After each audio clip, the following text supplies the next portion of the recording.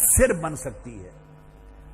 حضرت عبداللہ بن عمر رضی اللہ تعالیٰ عنہ ارشاد فرماتے ہیں کہ حضور علیہ الصلوۃ والسلام نے فرمایا ان فی الجنہ غرفتن، اور بعض اور حدیث میں آیا غرفن، جنت میں کئی حجرے ایسے ہیں، کئی محلات ایسے ہیں اور کئی گھر اللہ نے ایسے بنائے ہیں، یرا ظاہرھا من باطنھا وباطنھا من ظاہرھا، ان کی دیواریں اتنی خوبصورت اور نفیس ہیں، ان کی دیواریں کہ اندر سے باہر نظر آتا ہے اور باہر سے اندر نظر آتا ہے، اتنی نفیس قسم کی دیواریں جنت میں ایسے، اور چمکتی ہیں وہ دیواریں۔ اچھا، یہاں آپ کے ذہن میں فوری شاید خیال آ گیا ہو کہ یہ تو پرائیویسی نہیں ہوگی، یہ سنتے ہی میرے ذہن میں آیا کہ شاید خیال آ گیا ہو کہ یہ تو پرائیویسی نہیں ہوگی، تو بعض اوقات آدمی فیملی میں بات کر رہا ہوتا ہے، تو ہاں یہ فرق ہے اس دنیا اور جنت کا۔ پرائیویسی کیوں ہوتی ہے؟ پرائیویسی اس لیے ہوتی ہے کہ کچھ باتیں ایسی ہوتی ہیں جو آپ دوسروں کو دکھانا نہیں چاہتے یا سنانا نہیں چاہتے، اور نہیں چاہتے کہ دوسرا آگاہ ہو۔ اگر وہ آگاہ ہو جائے تو آپ کا خیال ہے یہ راز فاش ہو جائے گا، چونکہ جس سے آپ بات کر رہے ہیں اندر پرائیویسی میں اس پر وہ اعتماد ہے، اور جس پر راز فاش ہو جائے گا اس پر وہ اعتماد نہیں ہے۔ تو یہ جو اعتماد میں فاصلہ ہے، گیپ ہے، اس گیپ کی وجہ سے پرائیویسی درکار ہوتی ہے۔ یا بعض اوقات بات ایسی ہوتی ہے، کچھ معاملات کام ایسے ہوتے ہیں کہ جو آدمی دوسرے کا دیکھنا گوارا نہیں کرتا، اس میں شرم اور حجاب محسوس کرتا ہے۔ اگر دوسرا اس کو دیکھ لے آپ کے بعض معاملات کو تو آپ فیل کریں گے کہ یہ آپ شرم محسوس کریں گے۔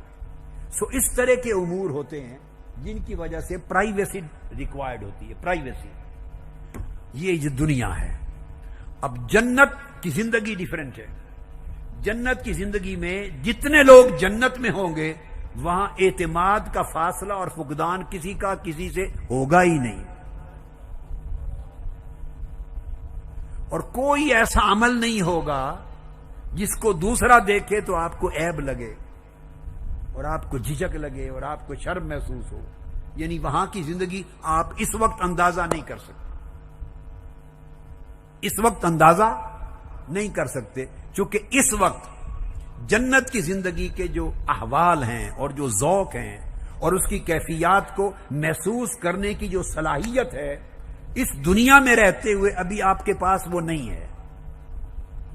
آنکھ بند ہوگی جب آدمی مرے گا تو وہ ایک نئی صلاحیت کا دروازہ کھل جائے گا، پھر وہ چیزیں سمجھ میں آ جائیں گی۔ اب یہ جو میں نے ابھی ایک بات کی، شاید اس کے سمجھنے میں بھی مشکل آئے، بعض کہیں کہ یہ بات ابھی سمجھ میں نہیں آئی، اس کے لیے ایک مثال دیتا ہوں تاکہ جلد سمجھ میں آ جائے۔ آپ جوان ہیں، مرد ہیں، آپ کے اندر شادی کرنے کی یہ خواہش ہوتی ہے، شوہر کو بیوی کے ساتھ وقت گزارنے اور بیوی کو شوہر کے ساتھ وقت گزارنے کی ایک طلب ہوتی ہے، جائز طلب ہے۔ اب اس کو ذہن میں رکھ لیا ذہن میں۔ اب یہ جو خواہش ہے آپ سمجھتے ہیں کہ یہ فطری خواہش ہے، اب ایک 5 سال کے بچے کو لے لیں، اس کے اندر یہ طلب ہوگی؟ بولیے کیوں نہیں ہوگی؟ وہ انسان نہیں ہے، انسان تو ہے نا، مگر ابھی عمر کے اس حصے میں ہے کہ اس میں رجولیت نہیں آئی۔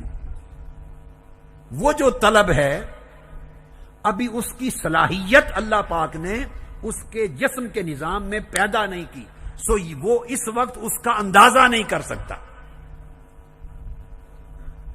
اب سمجھ آ گئی؟ کئی چیزوں کا اندازہ آپ ہی کو ایک وقت میں نہیں تھا، 10 سال گزرے تو ہو گیا۔ اسی طرح آپ طلبگار ہوتے ہیں، کوئی آدمی طلبگار ہے طاقت کا، حکومت کا، سلطنت کا، عہدے کا، منصب کا۔ 5-6 سال کے بچے، 7-8 سال کے بچے بچیاں، ان کو حکومت اور سلطنت کی وہ طلب نہیں، ان کا ذوق شوق کھلونے کے ساتھ ہے، ان کو آپ کرسی دے دیں، عہدہ دے دیں، منصب دے دیں، وزارت کی بات کر لیں، وہ ہر چیز چھوڑیں گے. وہ کہیں گے مجھے گڑیا چاہیے، بچی کہے گی مجھے ڈالز چاہیے، مجھے ٹیڈی بیئرز چاہیے، مجھے کھلونے چاہیے، مجھے الیکٹرانک ٹوائز چاہیے. بچے کا جو شوق اور شہوت، اس کو شہوت کہتے ہیں، بچوں میں جو شہوت کھلونوں کی ہے وہ اس عمر میں آپ کی نہیں ہے. حالانکہ آپ اسی شہوت کے دور سے آپ میں سے ہر کوئی گزر چکا ہے. تو عمر کا وہ حصہ تھا جب وہ شہوت تھی، وہ طلب تھی، وہ شوق تھا. اب اس سے جب گزر گئے وہ شوق، وہ طلب ختم ہو گئی. اب آپ کے شوق طلب اور ہے، جو آپ کی ہے وہ بچوں کے پاس نہیں، اور جو بچوں کی اس وقت بھی شوق اور طلب ہے وہ آپ کے پاس نہیں ہے. تو عمر کے ساتھ ذوق بدلتے ہیں، طلب بدلتی ہے، غرض بدلتی ہے، شہوت بدلتی ہے. اللہ پاک وقت وقت کے ساتھ صلاحیتیں بدلتا ہے. اسی طرح جو چیزیں آخرت کی اور جنت کی زندگی کے کیف ہیں کہ اللہ کے حضور بیٹھنا ہوگا، ایک کرسی لگے گی اور وہ اپنی نور کی کبریائی پردوں کے اندر تشریف فرما ہوگا، اور کرسیاں صوفے لگیں گے جنت کے، اور لوگ بیٹھ کر اس کو دیدار کریں گے، اور بیٹھے ہوں گے جنتی. اچانک آواز آئے گی اوپر سے السلام علیکم.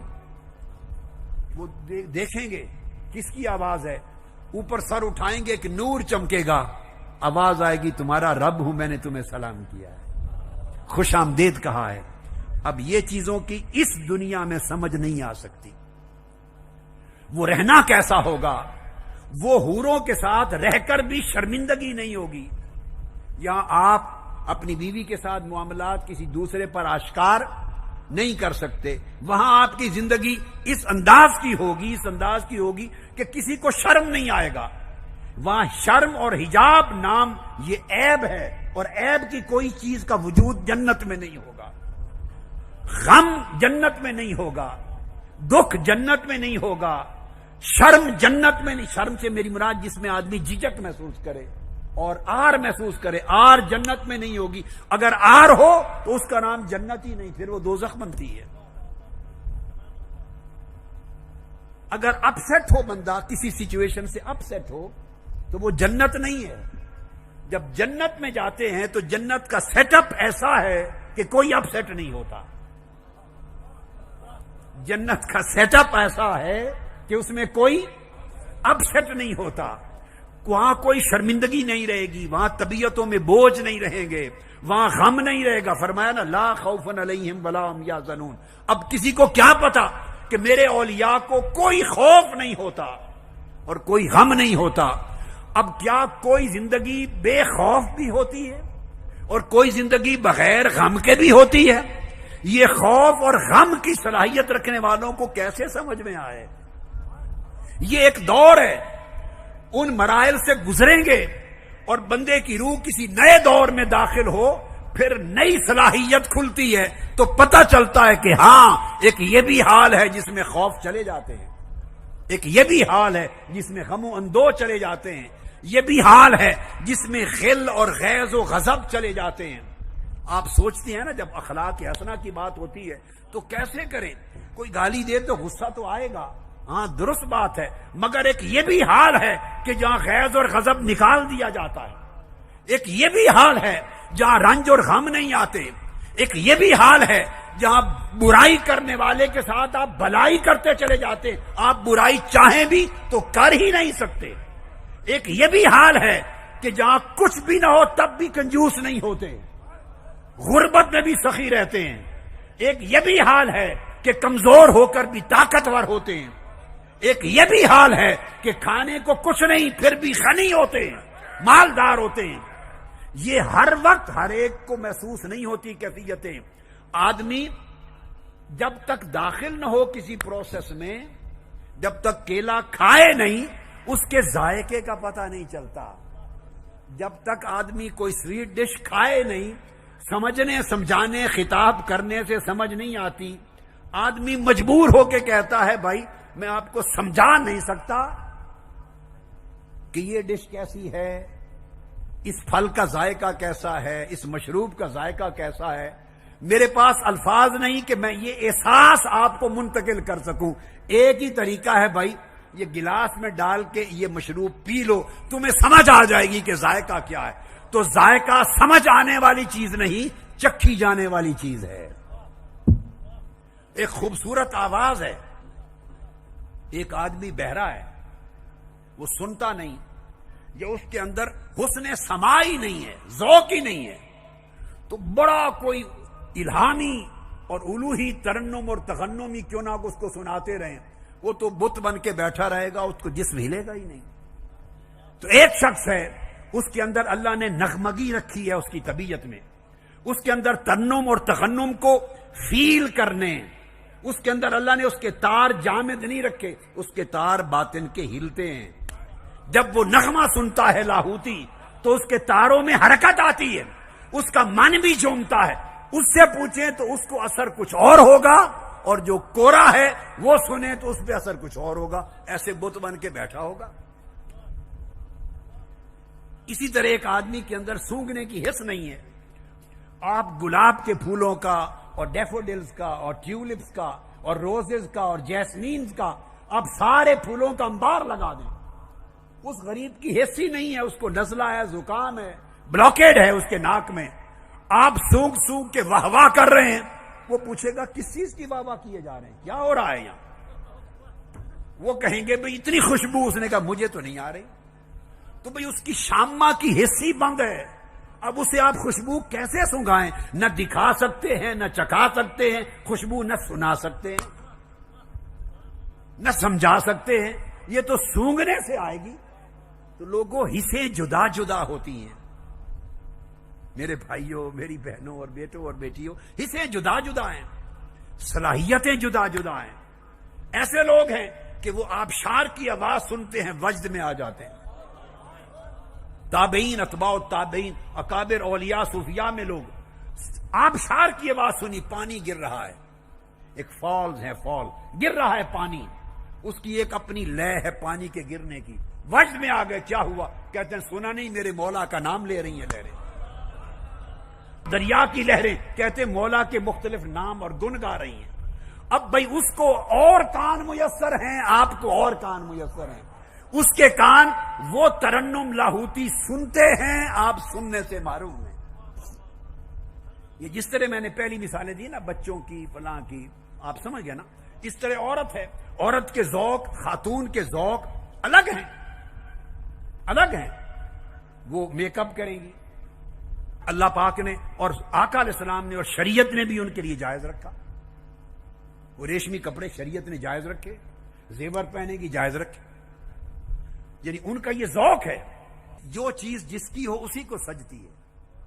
یہ جدا جدا ذوق ہیں، جدا جدا حصے ہیں، جدا جدا کیفیتیں ہیں. ان کو میں ایک مثالوں کے ذریعے ایک ادراک تو آپ کو دے سکتا ہوں، مگر اللہ گواہ ہے میں مجبور ہوں، میں آپ کو چکھا نہیں سکتا. اس کا وقت نہیں ہے، اس کا وقت نہیں ہے. امام غزالی بھی عمر پر یہی رونا روتے رہے. ان کی کتابیں بڑی پڑی امام غزالی کی، انہوں نے لکھا ہے، ایسی کتابیں لکھی. اس طرح قرآن مجید کی آیت ہے، ایک آیت ایک عالم پڑھتا ہے، اس کو اور معنی سمجھ میں آتا ہے. ایک صوفی اور عارف پڑھتا ہے، وہ جھوم اٹھتا ہے، وہاں کوئی اور عالم بالا کا معنی اس کی سمجھ میں آتا ہے. اس لیے کہا مولا علی شیر خدا نے کہا کہ میں اگر چاہوں تو صرف سورہ فاتحہ کی اتنی تفسیر کروں کہ اس تفسیر کے کاغذوں سے 70 اونٹ لادے جائیں. اب وہ کیا تفسیر ہوگی جسے 70 اونٹ لادے جائیں؟ تو وہ ہر ایک کو تو سمجھ میں آنے والی نہیں نا. تو جس کو اللہ پاک جتنے ذوق کے دروازے جس پر کھولتا ہے، اتنے فہم کے دروازے کھولتا ہے، اتنے ادراک اور معرفت کے دروازے کھولتا ہے، اور اتنی چیزوں کی اس کو سمجھ آتی ہے. تو کسی کا وقت ایک ہے، کسی کا نہیں، کسی کی صلاحیت ہے، کسی کی نہیں. یہ میں نے بس ایک تصور سا دینے کے لیے آپ کو یہ باتیں سمجھا دی. جب آپ گھر سے جائیں گے، واپس آئیں گے، مولا کی مجلس میں بیٹھ کر واپس آئیں گے تو سراپا نور بنے ہوئے ہوں گے. بالکل ایک آپ کا روپ بدلا ہوگا. تو گھر آئیں گے، جو آپ کی بیوی ہوگی وہ واپس آپ کے روپ کو بدلا ہوا دیکھ کر جنت میں نہیں کہے گی کہ یہ کیا کر کے آئے ہو، کہاں سے آئے ہو. اس کو وہم نہیں ہوگا بیویوں. جنت میں بیویوں کو شوہر کے بارے میں فہم، وہ پیچھے سے ٹیلی فون نہیں کریں گی کہاں ہو، کس جگہ ہو، اتنی دیر ہو گئی، رات ہو گئے، 2 بج گئے، آئی نہیں۔ وہاں بیویاں پریشان نہیں کریں گی اور نہ آپ پریشان کریں گے، میری بیوی کہاں گئی ہے، مجھ سے پوچھا نہیں۔ وہاں یہ دھندے نہیں ہوں گے، وہ کہاں گئی ہے، میری اجازت کے بغیر گئی ہے۔ یہ جو گورکھ دھندا اور پھر دنگا فساد شروع ہو جاتا ہے، ہوتی کون ہے یہ جانے والی میرے، وہاں اس طرح ہوتی کون ہے قسم نہیں ہوگا، وہاں ہر کوئی کون ہوگا، اور رشتے اور نیچر کے ہوں گے۔ اب وہ رشتے کس نیچر کے ہوں گے؟ وہ اس نیچر کے، دنیاوی نیچر کے رشتے رکھنے والے ابھی سمجھ نہیں سکتے۔ ابھی رشتے اس دنیا کے مطابق ہیں، مٹی والے رشتے ہیں، ابھی یہ مٹی کے جسم ہے نا، مٹی والے رشتے ہیں۔ تو ابھی جتنی بات بھی سمجھیں گے مٹی کے رشتوں کے منظر میں سمجھیں گے، وہاں روح کے رشتے ہوں گے، وہ نور ہے، وہ ابھی سمجھ میں نہیں آئے گا، وہ جب عالم نور میں جائیں گے تو سب سمجھ میں آ جائے گا۔ اور یہ دنیا بدل جاتی، جیسے آپ خواب دیکھتے ہیں، آپ ایک خواب دیکھتے ہیں، ایک نئی چیز دیکھتے ہیں خواب میں، معبر کے پاس جا کے تعبیر پوچھتے ہیں تو اس کی تعبیر کچھ اور بتا دیتا ہے، جس کا کوئی تعلق بھی خواب سے نہیں ہوتا، بولیے کوئی تعلق بھی خواب سے نہیں ہوتا، وہ تعبیر بتا دیتا ہے آپ کو۔ تو عالم مثال میں وہ چیز دکھائی جاتی ہے۔ اب وہ عالم مثال میں جو چیز دکھائی گئی، حقیقت میں اس معنی کو وہی جانے گا جس کا کوئی تعلق عالم مثال سے ہوگا۔ تو عالم مثال عالم ارواح اور عالم اجساد کے درمیان ایک عالم ہے، اس میں کچھ رنگ اس دنیا کا ہے، شکلیں دنیا کی ہیں، معنی ارواح کے ہیں، اس میں تصویریں اور شکلیں دنیا کی چیزوں کی ہیں، اور معانی عالم ارواح اور عالم آخرت کے ہیں۔ ان دو کو اللہ پاک نے ملایا ہے، تو عالم مثال کو دیکھنے والے وہ سمجھتے ہیں وہ تھوڑا تھوڑا جسم ان کا دنیا کا ہوتا ہے، فہم ان کا آخرت کا ہوتا ہے۔ بشری عنصر ہے، اس کے غلبے کو کمزور کرتے چلے جائیں اور اپنی تربیت کو بڑھاتے بڑھاتے اور وہ ذوق پیدا ہوتے چلے جائیں تو پھر تھوڑی تھوڑی سمجھ میں آنے لگ جاتی ہے۔